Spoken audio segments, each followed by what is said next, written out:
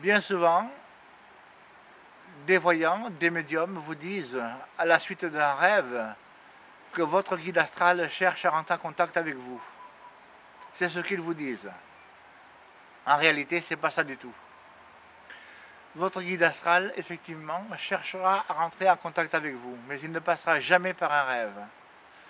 Votre guide astral rentrera en contact avec vous, en tout cas, il cherchera à rentrer en contact avec vous,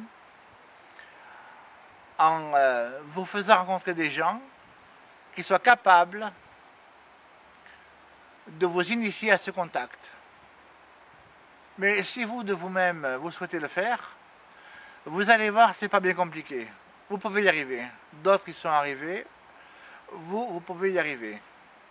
Il vous suffit pour ce faire de prendre un verre vide, de vous isoler chez vous, de trouver un pendule que vous pouvez confectionner vous-même, ou même un pendule pas cher du tout.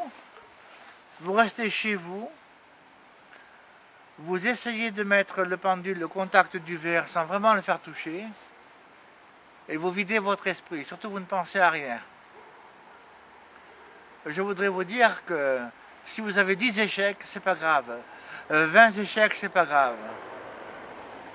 Votre guide astral, lui, va prendre son temps pour apprendre à vous connaître, bien qu'il vous connaisse déjà, mais vous devez aussi vous prendre votre temps pour apprendre à connaître votre guide astral.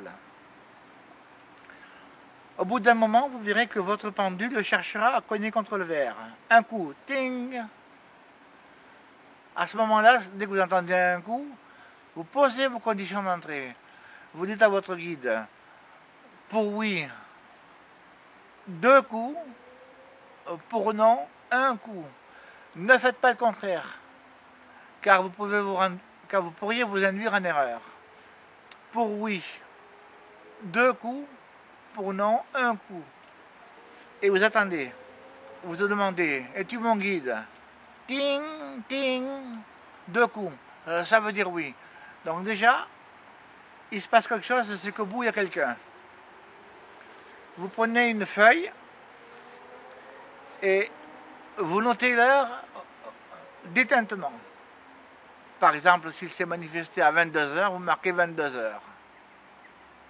Et vous continuez. Vous renouvelez l'expérience jusqu'à ce que ça devienne une habitude. Jusqu'à ce que ça devienne,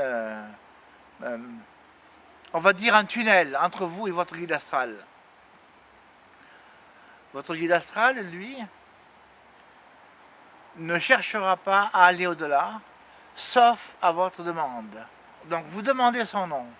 Pour ce faire, vous inscrivez sur la feuille des lettres de A jusqu'à Z.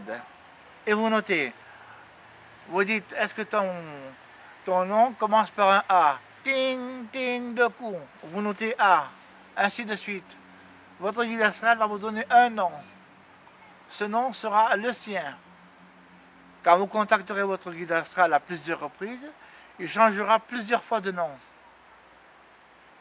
C'est normal. Il cherche à bien se faire connaître au travers de différents noms, de façon à ce que aucune entité néfaste, voire diabolique, voire démoniaque, vienne prendre sa place.